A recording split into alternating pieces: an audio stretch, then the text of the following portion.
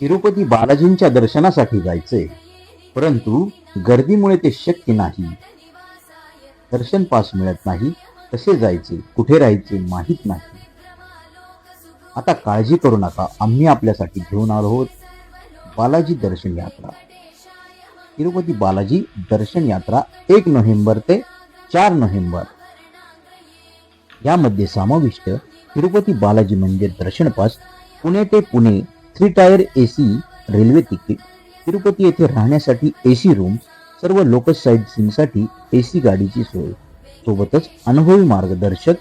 या यात्रेमध्ये भेट देण्याची ठिकाणे तिरुपती बालाजी मंदिर, पद्मावती मंदिर, श्रीकालहस्ती मंदिर, श्री गोविंदराज मंदिर, श्री कपिलेश्वर मंदिर, इस्कॉन टेम्पल तसेच तिरुमला येथील 6 प्रेक्षणीय स्थळे.